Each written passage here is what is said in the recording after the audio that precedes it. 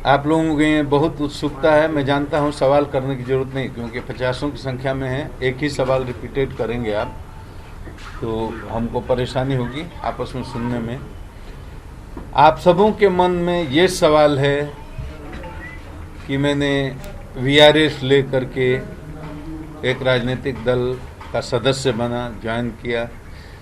बिहार के माननीय मुख्यमंत्री श्री नीतीश कुमार ने अपने दल की प्राथमिक सदस्यता हमको दिलाई, तो मैं उस सदस्य की हैसियत से अभी भी जदयू में बना हुआ हूँ, उनके पार्टी का अनुशासित सिपाही हूँ। मेरे वीआरएस लेने और पार्टी की सदस्यता को लेने से उसको सीधे चुनाव से जोड़ करके देखना ठीक नहीं है।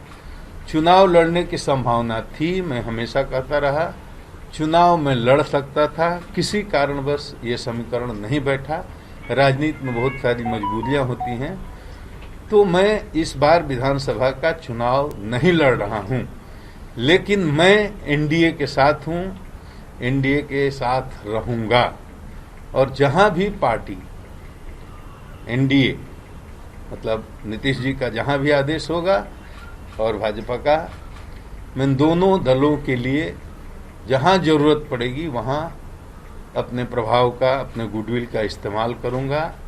प्रचार में जाने की जरूरत होगी तो प्रचार भी करूंगा। अब तो मैं स्वतंत्र हूं और एक राजनीतिक पार्टी का कार्यकर्ता हूं, पॉलिटिकल आदमी हूं, तो पॉलिटिक्स में सबकी भूमिका निर्धारित होती है। अब पार्टी मेरी जिम्मेदारी तय करेगी और जो जिम्मेदारी तय करेगी उसको निष्ठापूर्वक मैं उसको निभाऊंगा।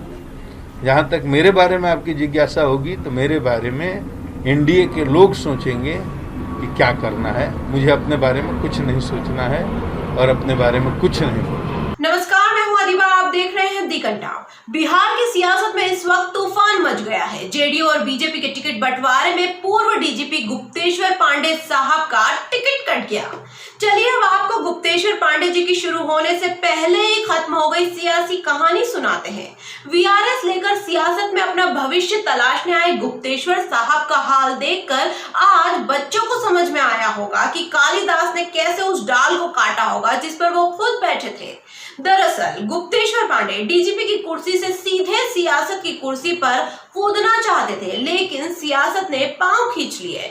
गुप्तेश्वर पांडे जी नाम के आगे डीजीपी की जगह माननीय विधायक या मंत्री जी लगाना चाह रहे थे, लेकिन गुप्तेश्वर पांडे जी के नाम के आगे पूर्व लग गया। गुप्तेश्वर पांडे जी अब ना घर के रहे ना ही घाट के।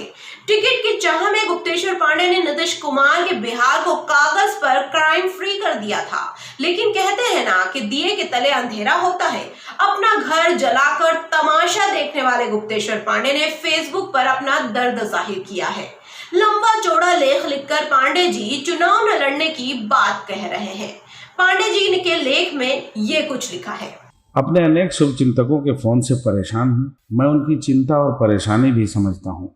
मेरे सेवा मुक्त होने के बाद सबको उम्मीद थी कि मैं चुनाव लड़ूंगा, लेकिन इस बार विधानसभा का चुनाव नहीं लड़ रहा हूँ। हताश निराश होने की कोई बात नहीं है। धीरज रखें। मेरा जीवन संघर्ष में ही बीता है। मैं जीवन भर जनता की सेवा में रहूंगा। कृपया धीरज रखें और मुझे फोन ना करें। बिहार की जनता को मेरा जीवन समर्पित है। अपनी जन्मभूमि बक्सर की धरती और वहाँ की सभी मजहब के सभी बड़े छोटे भाई बहन, माताओं और नौजवानों को मेरा पैर छूकर प्रणाम। अपना प्यार और आशीर्वाद बनाए रखें। इस लेटर पर कई लोगों ने अपनी अपनी राय भी रखी है। उसी जनता ने जिसके बीच गुप्तेश्वर पांडे जी को जाना था। दरअसल पूर्व डीजीपी गुप्तेश्वर पांडे बक्सर से सियासत की बॉक्सिंग करना चाहते थे, लेकिन बक्सर से बीजेपी ने परशुराम चतुर्वेदी को टिकट दे दिया और नीतीश कुमार ने गुप्तेश्वर पांडे से किनारा कर लिया। सुशांत सिंह राजपूत खुदकुशी केस की जांच के दौरान गुप्तेश्वर पांडे अपने बयानों से काफी चर्चाओं में रहे थे। पिछले महीने ही गुप्तेश्वर पांडे ने बिहार डीजीपी के पद से इस्तीफा देकर सबको चौंका दिया था। उसके बाद वो बिहार की सत्ताधारी पार्टी जनता दल यूनाइटेड में शामिल हो गए थे, जिसके बाद से ये चर्चाएं हो रही थी कि पांडे जी जेडीयू के टिकट पर बिहार विधानसभा का चुनाव लड़ सकते हैं, लेकिन सियासत ने गुप्तेश्वर पांडे के अरमानों पर पानी फेर दिया।